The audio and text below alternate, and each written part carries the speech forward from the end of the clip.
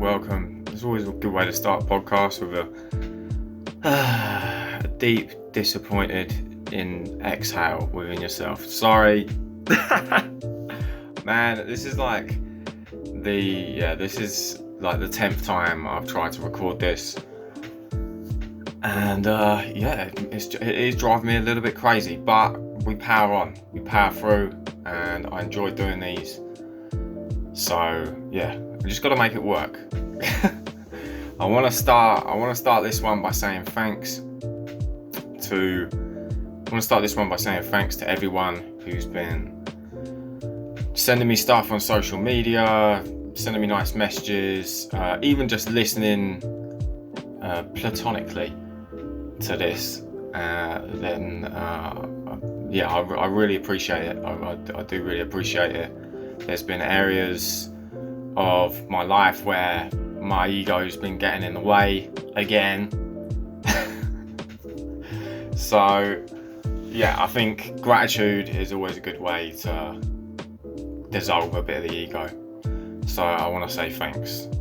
To everyone, and not as binary, not as like an entity on the internet, just a mysterious energy. Nah, just individually. If you're listening to this, thank you for tuning in and for sending me messages and whatnot. I think that's where I got to start with this one, because ego is such a weird thing. It literally attaches itself to everything,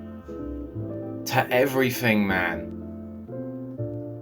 Yeah, honestly, it's round at every single corner. Even when I do something like this and someone else gets something out of it and they send me when they send me a nice message, I will hold on to what they say for too long. If someone says something nice, my ego latches onto it and I'll hold on to it for a while. And yeah, that's it. Then it starts becoming like a mantra of it becomes like a mantra of like, you're the man in your fucking head, and that mantra is not good. And also it makes me tear other people down, and then when I tear other people down, then there's like a lower bar for me socially to compete with. Like that's such a thing for the fucking ego to do. Like it just puts you put your own glass ceiling on yourself when you tear other people down, and you're doing it with the thing of like, they're not as good as me or something. Then you're creating if that's what you're doing, and it's a competitive thing, you're creating a lower bar for yourself to compete with. Not that you should be competing with other people, you should just compete with yourself. But I'm a competitive person, and that side comes out of me sometimes. And it makes you put a glass ceiling on yourself. If you think everyone else is great, you will aspire to be great. If you think they're not that good, well, I ain't got to do shit because I haven't got to do anything because I'm good enough and better than them. Oh God, how gross. But yeah, so that's been flaring up in my head. What's been going on? I started smoking again. 5 days ago, I started smoking cigarettes again. Little bit disappointed in myself. Little bit feel like I let down my listeners, and like I let down my partner and my family and all that, because they just care for your health. So yeah, but I ain't gonna beat myself up about it, and it's just a bump in the road. What are you gonna do? You know, what are you gonna do? I've been battling with these things for 15 fucking years, man. I've been literally, in the ring with these fucking things that make you have a flaccid penis and a low lung capacity, and just all the way around the board are just not good for you. And I've been playing footsie with them and actually having full-blown fornication, fucking them. And do you know what I found out the other day? Just a little spurt off of this. I found out that fuck is actually an acronym. Fuck's an acronym. And it stands for, back in the day, it was something, well, I've not Googled this, I've not researched it. This has come to me how everything else and all my other information comes to me, apart from the headlines, which I basically do the minimum research on as well. This came to me at a party the other night. I went to a fucking party the other night. Don't worry, not more than 10 people, so don't call the police on me. Oh, there's so many fucking unpaid fucking Johns out there doing that shit. Fuck's sake. Anyway, so I'm at a fucking party. I'm saying fuck a lot. And this guy from my mate from Argentina, he goes, you know what the fuck it mean? I don't know. What the fuck was that? That was not an Argentinian accent. But he go, you know what the fuck mean? And I was like, yeah, I know exactly what it means. He's like, no, where it come from? You know the origin. I was like, nah, go on, enlighten me, geez. So, back in the day, back way in the day, I'm talking like medieval. I'm not talking like when I was like 10. Way back in the day, you had to ask if you wanted to have sex with somebody. Right, this is probably wrong, but let's just go with it. If you wanted to have sex with somebody, and I don't think it was just the king's daughter, you had to ask for consent from the king. Which seems weird to me, because fucking hell, like, a lot of moments ruined there. Like, you're about to go and get, you and your missus of saucy nights coming on. I don't know what sort of music would be playing back then. I don't know, some like fucking violet, I don't know, oboe maybe, oboe and some high singing or something like that. And you're getting on, the old fucking middle-aged version of, and then you've got to fucking where does the king live? They definitely didn't have phones back then. What, you're gonna send a pigeon? But it stands for fornication under consentment of the king. So, yeah. I forgot where I was before the word fuck, actually, so... Fuck! Well, there you go. Yeah, I don't know where. I'm not gonna retrace it either. I'm not even gonna try. So if I was making a good point before I got onto the origins of the word fuck, it's gone. I want to tell a story because I quite enjoyed telling the stories of my humiliation in the last episode. It was very fulfilling to tell those stories and to, I think, show people I'm not a cool guy. I'm not. Yeah, and this one's not really about my humiliation, but it's I think it's a funny story that, yeah, maybe it's something I don't know where the moral in this story is, and I don't know if it has one, but anyway, I'll continue.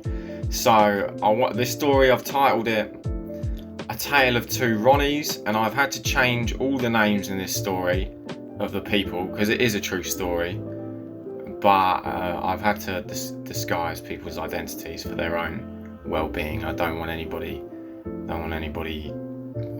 getting shamed, you know what I'm saying?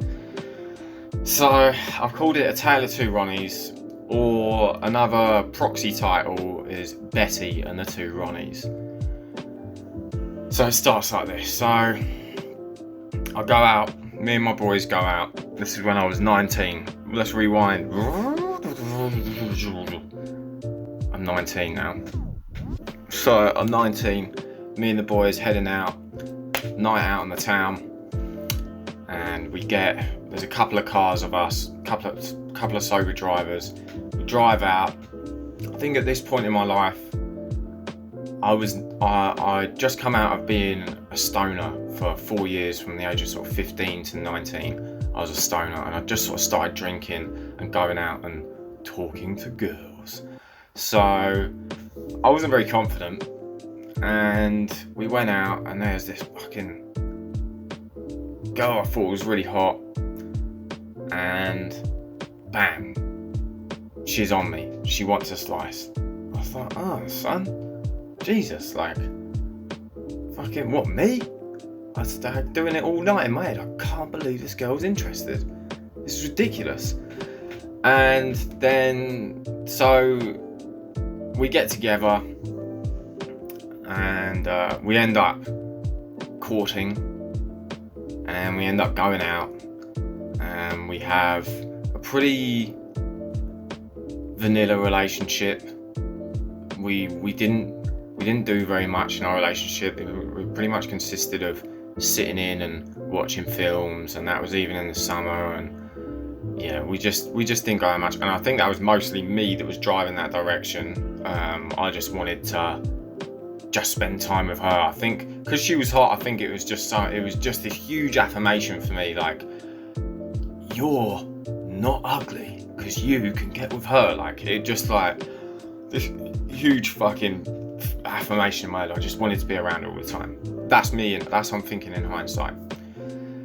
So we have this relationship, and then towards the end of the relationship, it's been going on for about 8 or 9 months. Towards the end of the relationship, the contact between us just starts breaking down. And for the last 2 weeks of our relationship, she just didn't talk to me. She was just trying to phase me out. I think she was just trying to hope that I forgot that she existed or something. I think she's just bored, to be honest. And I understand that now. I understand that I was probably a pretty boring guy at the time. So she bounces, and after 2 weeks of not being able to get hold of my fucking girlfriend, man. 2 weeks of trying to ring my fucking girlfriend and nothing. I was like, and then I started getting really upset. I was like, oh, fucking hell. Oh, well, I'm not going to be a fucking doormat anymore. Do you know what I mean? Fuck it then. So one night I went and got a bunch of fucking wine from my mum's house, because that's the other thing. I was a carpentry apprentice at the time. So I had fuck all cash. I had nothing. I was on £100 a week. And this isn't back in a day where £100 would have been much more money to a New Zealanders or Aussies. That's about 180, 190 bucks a week. For a 19-year-old, all his mates probably earning 300-400 quid a week, £1 a week. Do you know, I had fucking nothing at those times. So, right, where was I going? So yeah, so I get the wine, but I stole it off my mum because I didn't have no money. And then I went and bought raided our medicine cabinet and got some painkillers. You can see where this is going. So I got some painkillers, and then I went to the shop and bought another pack, and then I fucking decided, for some deranged reason, to break into my friend's house, I didn't have to break in, but I knew one of his windows that it didn't fucking lock from the inside from being around there so many times. So I fucking pried the window open, climbed into his fucking living room, and then just started backing off the wine and knocking back the painkillers in his fucking living room. And then fucking passed out, and his fucking mum and he's come back, and they're like, what the fuck? Naturally, like, what the fuck are you doing here, doing that? Oh my god, I can't believe what was I thinking, man? I don't want this mess at my house, baby. I ain't having this around my gaff. So, I go off to my mum and her boyfriend come round and fucking, they're like, oh right, we better get into the hospital, ambulance come, I wake up in the hospital, I felt like the biggest dick. I was just like, instantly it was such a cry for help. It was such an attention-seeking little thing. There was no way I took anywhere near enough painkillers. I didn't even need to get my stomach pumped. Like, it was an utter cry for help, which is, I guess kind of humiliating, in a way. So I do this little cry for help thing, and then for weeks after, I sat in my bedroom at my mum's house and listened to Paolo Nutini and cried my little fucking eyes out. Grant my last request and just let me hold you. Do you know what I mean? Fuck me.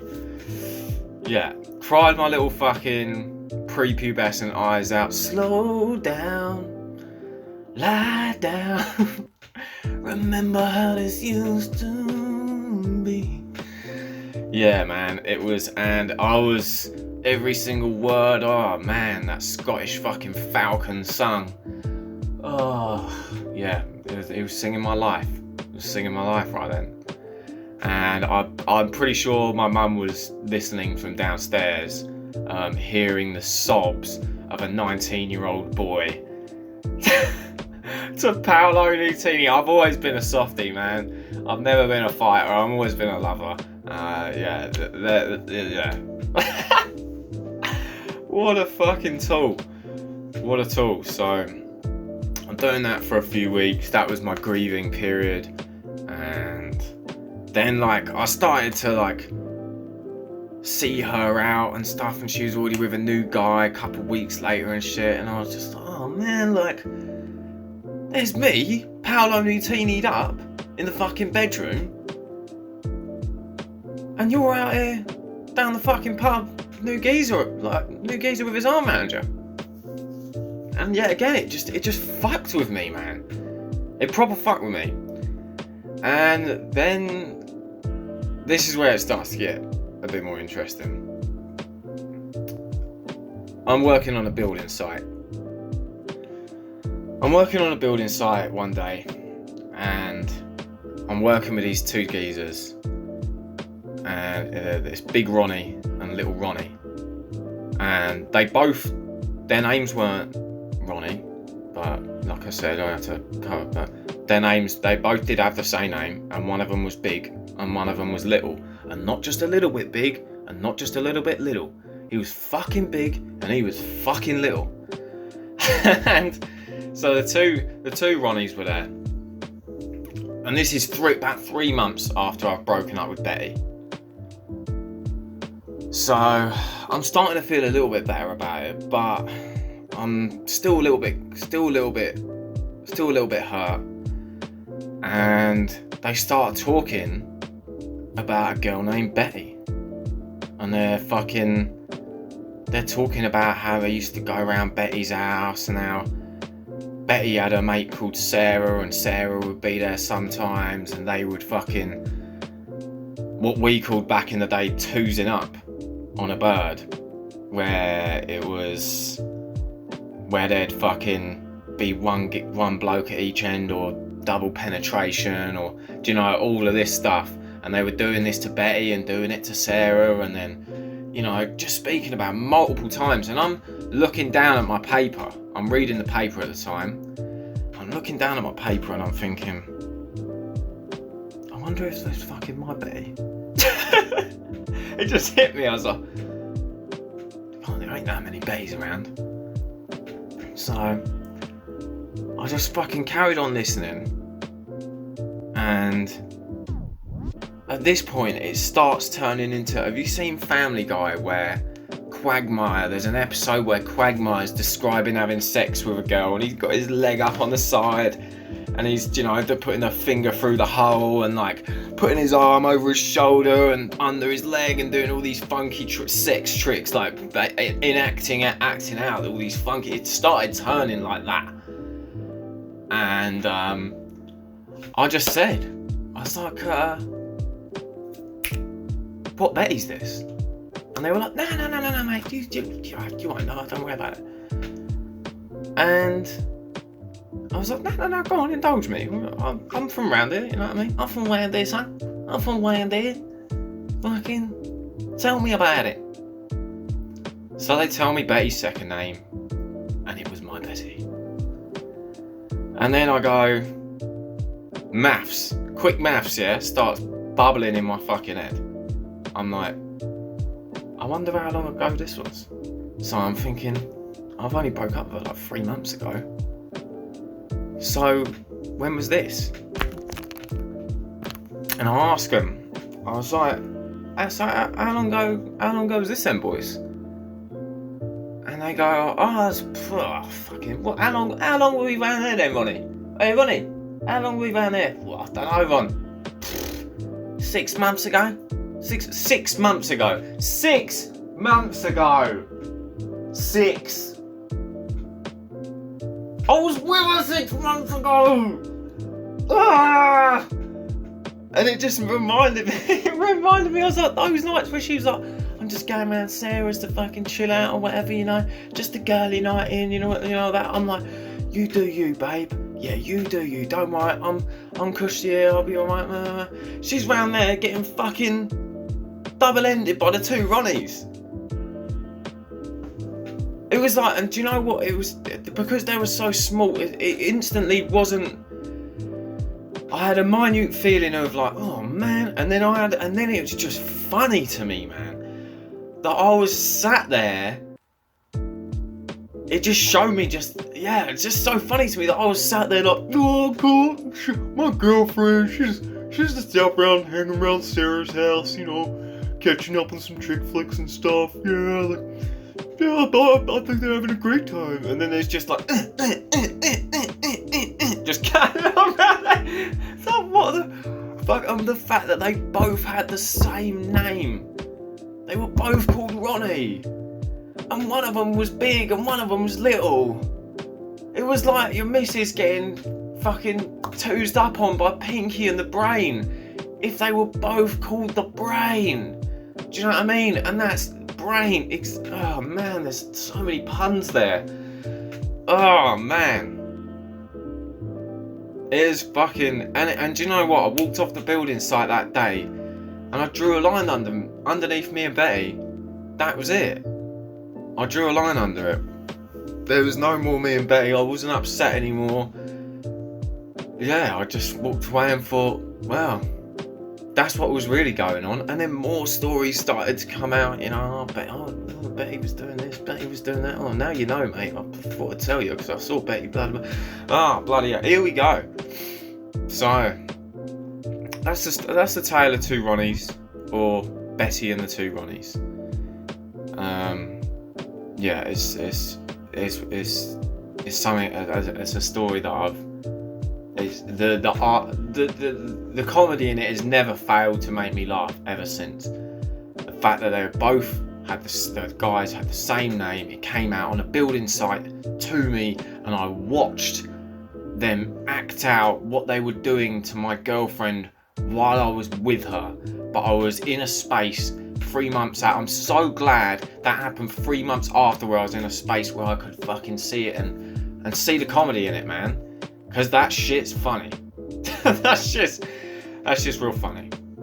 Anyway, so that's story time. Now I think it is headline time. Beep, beep, beep, beep, beep, beep. Right, what we got for the headlines this week? we got the Queen again, the royal family. This podcast is definitely going to be longer than the other ones, but whatever. We got the Queen. So the royal family, it's why do I keep talking about the royal family? Because it's fucking hilarious. Because why is there a royal family? Why the fuck is there a royal family? Like, it's such an antiquated system of electing people to positions of power. Oh, they don't have any political power. What are you on about? Let me tell you this. If someone's face is on money and they live in a palace, they got some power. Whether it's influential or political, they got some power. And every single one that gets birthed out of that family, they've got some power. So it's just fucking weird. And it's weird. And being English, slating the royal family is probably some sort of treason. I mean, I don't know. But what I do know is I nearly had a fight with Geezer when I was working doing removals. And this geezer was reading the paper and it had something about the Queen in it. And I was like, fuck the Queen. Fuck the Queen, man. And he was like, what'd you say about my Queen? Fucking stood up and started getting well Larry. Honestly, if he had had a fucking sword in his belt, shing, he would have pulled that out and gone Camelot on me, mate. I'm telling you, there's some people that take this fucking monarchy shit. I don't know why. Why?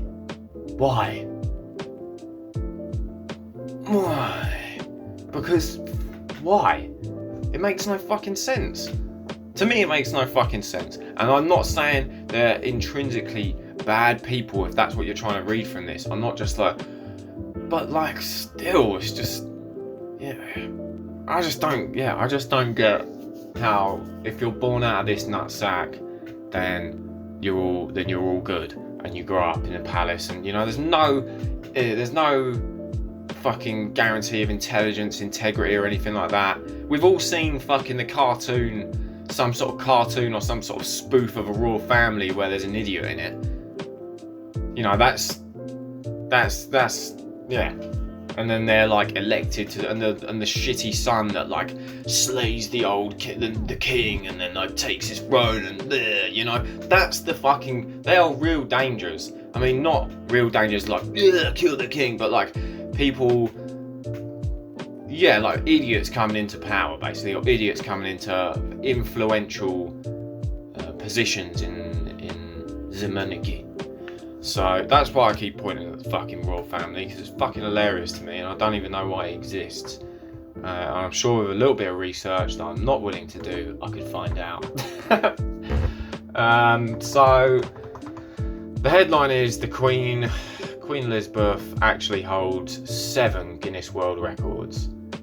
So, I mean, instantly I'm just like, okay, I bet these are all Queen related records, and let's read on. Oldest British Queen.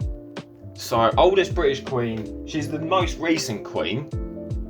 So, with the way health, the way science is sort of getting behind us and extending our lives, just the fact that she's the most recent British Queen would put her very closely in the running for that. So, don't know why Guinness printed that. I used to fucking love that book. Longest toenails. Do you know what I mean? That's a fucking achievement. Do you know how fucking, mate? I bite my fingernails. Longest fingernails and shit. I bite my fucking fingernails whenever they get a little bit long, couple of millimeters. This geezer's had fucking meters long. I love that shit, man.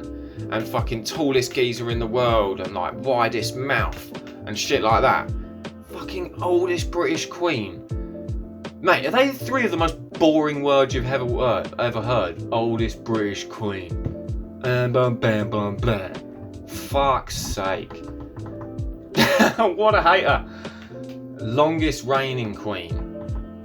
Kind of seems like, longest reigning Queen. Yeah, I mean, alright, cool. It's So what's the next one? Thoroughly unimpressed. Oldest current monarch. Seems like a rehash of the last fucking record. Number 2. So this is now number 4. Longest reigning living monarch. Seems like you pretty much just added a word and fucking just moved on. Come on. Guinness, man. Give me some more toenails, mate. Honestly, I bet that geezer's toenails are even longer than the last time I saw him. Reprint. Most countries to be head of state of simultaneously.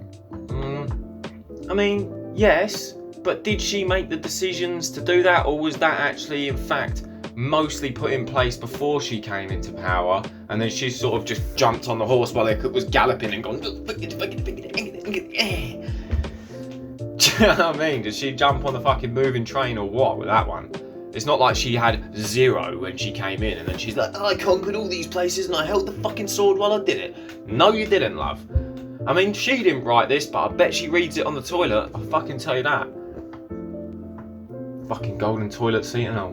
Most currencies featuring the same individual. Now, although I've been bagging on the Queen, that's kind of gangster.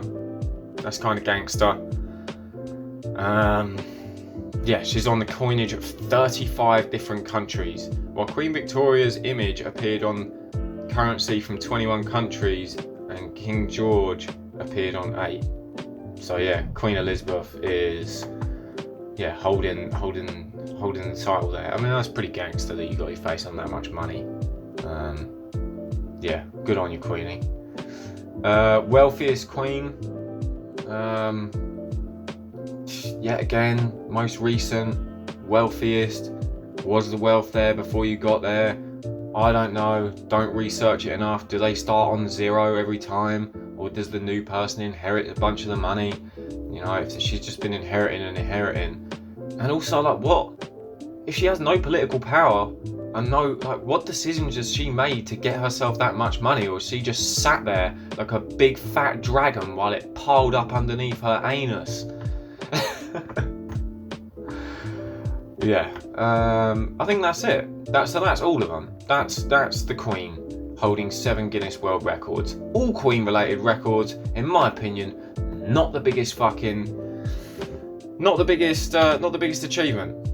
If I'm honest, it's I'm not that impressed. Right, all Shania Twain on it. Not impressed. I'll tell you what I am impressed with is these 2 fellas. So this is the next headline. 2 men caught stealing from convenience store with watermelons on their heads. Take a B, son. Take a fucking B. What a fucking mate. Can't afford Bally's? Watermelons. Got it covered.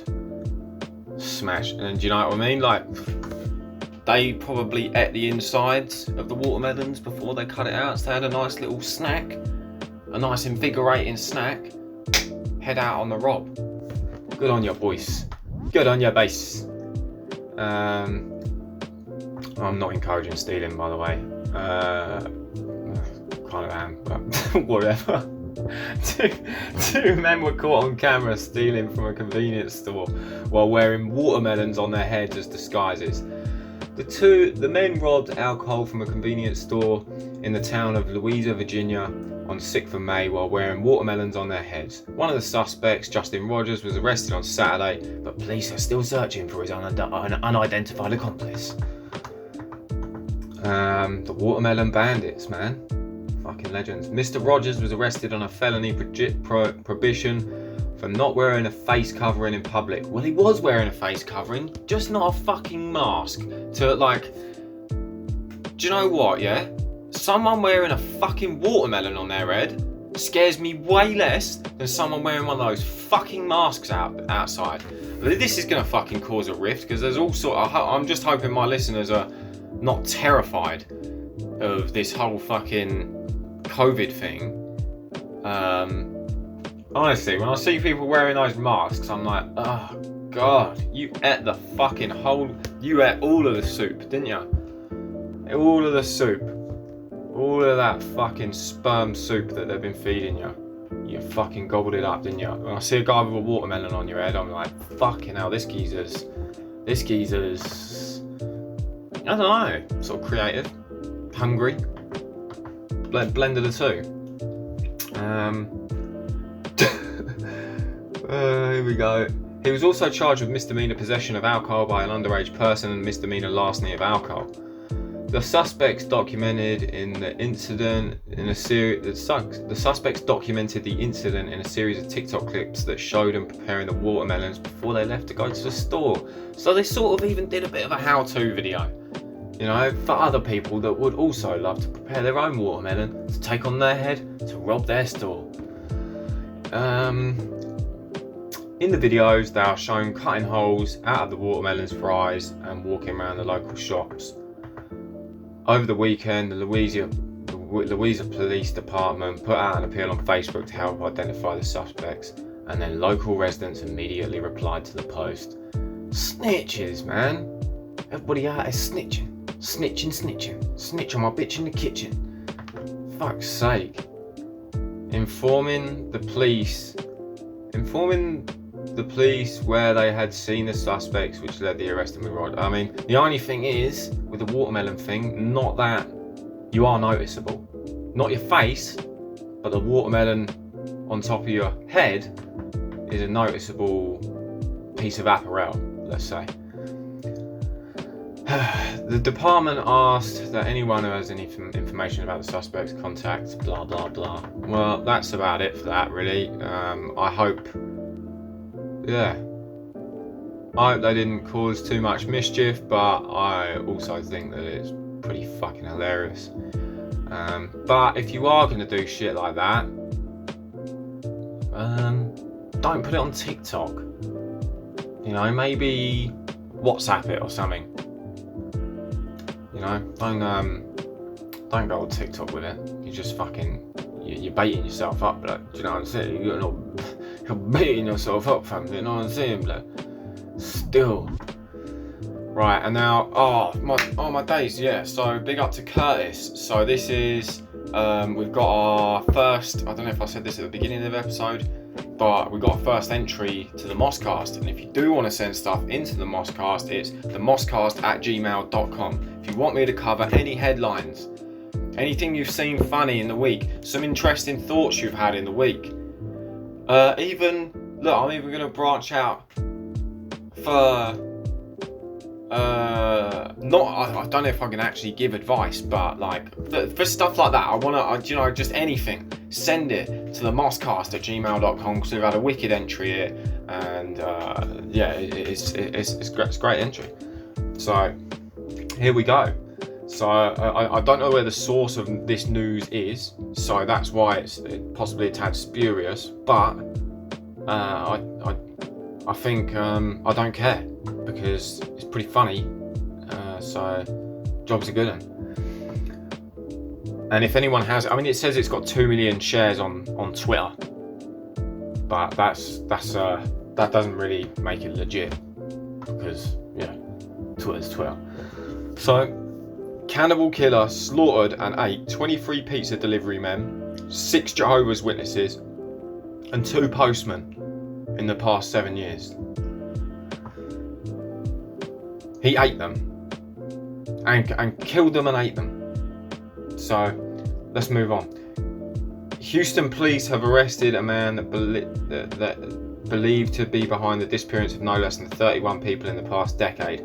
Ivan Fedorovich Yakonovich, 56, could be linked to a number of mysterious disappearances in the area,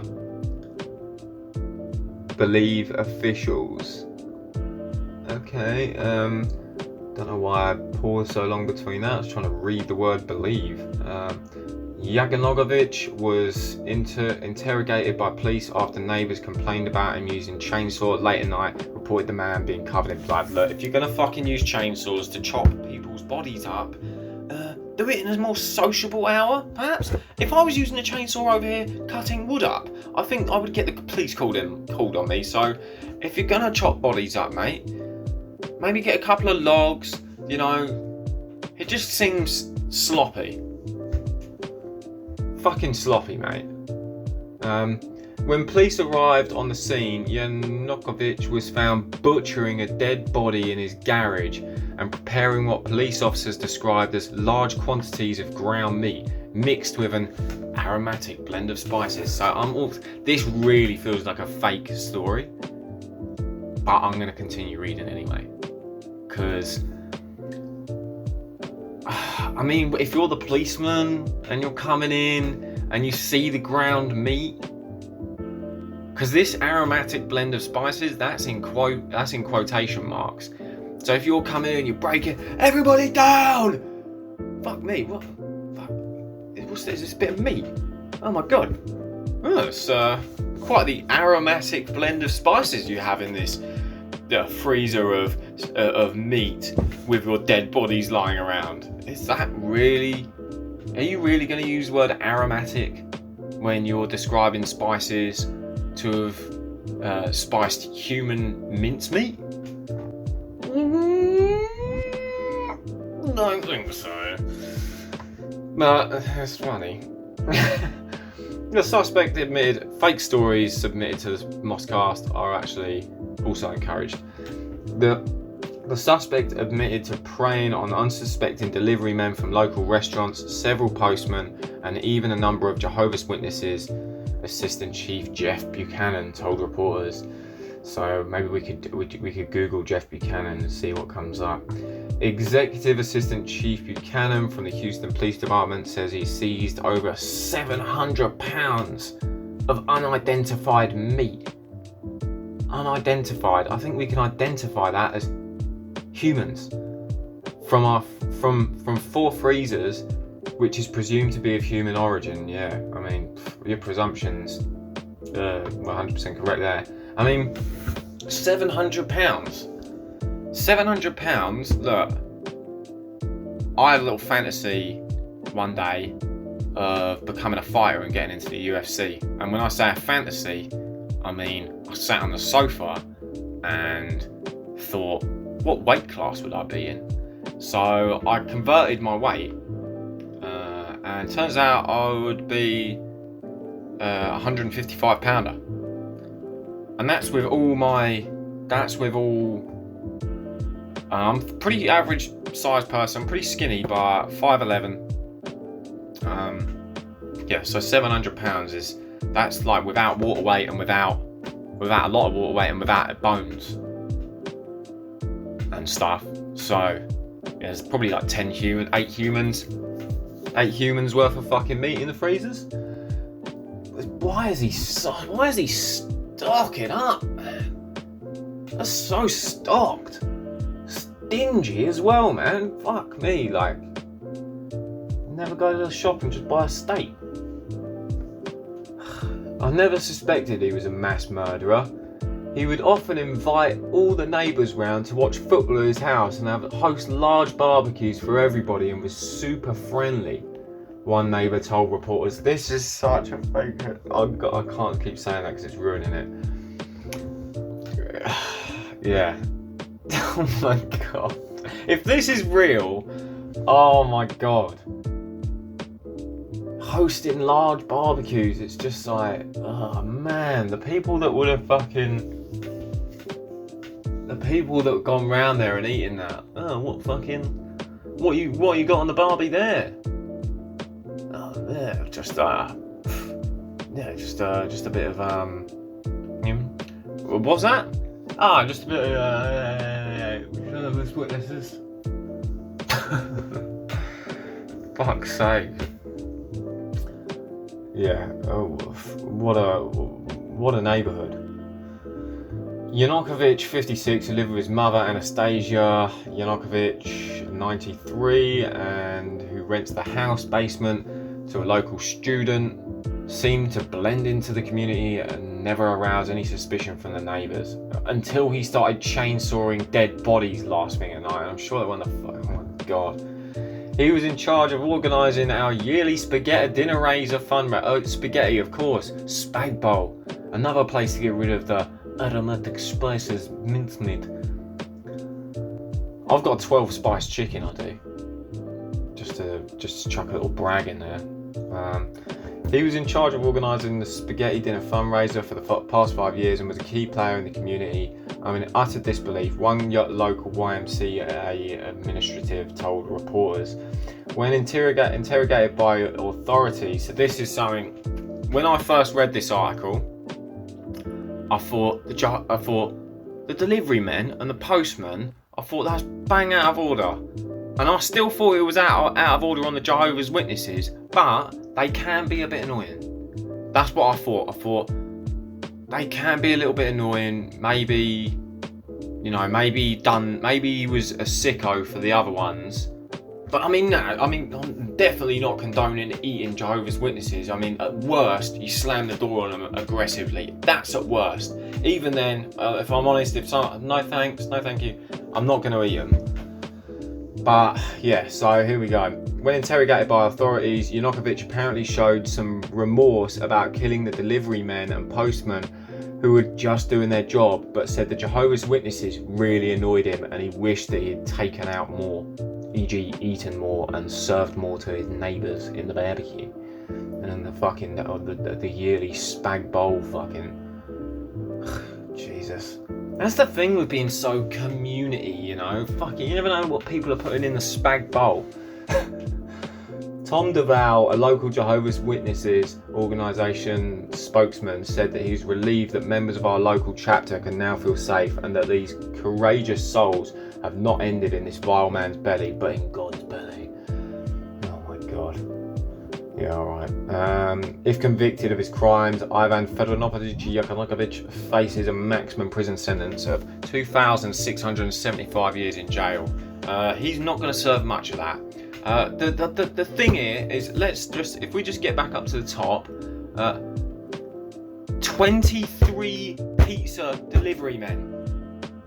23! At what point did Domino's not ask questions about where their men were going? So he delivered to this place, he delivered to this place, he delivered to this place, and he stopped. And every time they send out fucking orders to Mr. Fedorovich, the pizza guy disappears. Are they that low in society, pizza delivery men? Is that what we really think of them? That if they just disappear, we just go get a new one? We don't even go, where did fucking Raoul go? Or where did Steve go? See? White name. And there's loads of white pizza delivery men. Where did Jack go? Where did Roy go? But no, it doesn't matter, does it?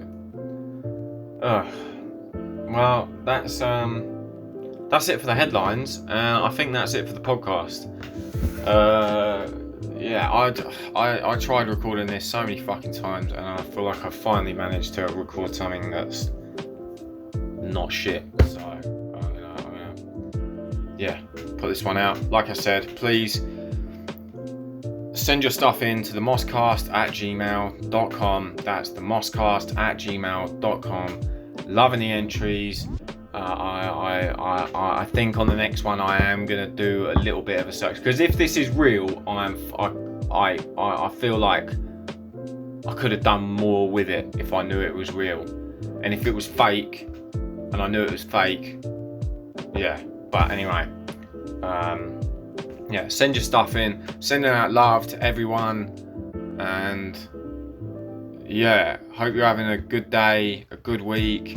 And if you are fighting addictions like myself and you trip and stumble, like I'm started smoking again, don't beat yourself up. Don't go all the way down the road and I'm still exercising, I'm still trying to meditate, I'm still trying to eat healthily. Do your best to not let all the cards fall on the floor, and just drop the one, and fucking, if that gets you through some stressful time, and you can have another crack at it later on down the line, then that's my advice for that. That's what I'm trying to do anyway, and it's advice that I'm giving to myself at the very same time. So, okay, well, much love, and I'll catch you next time.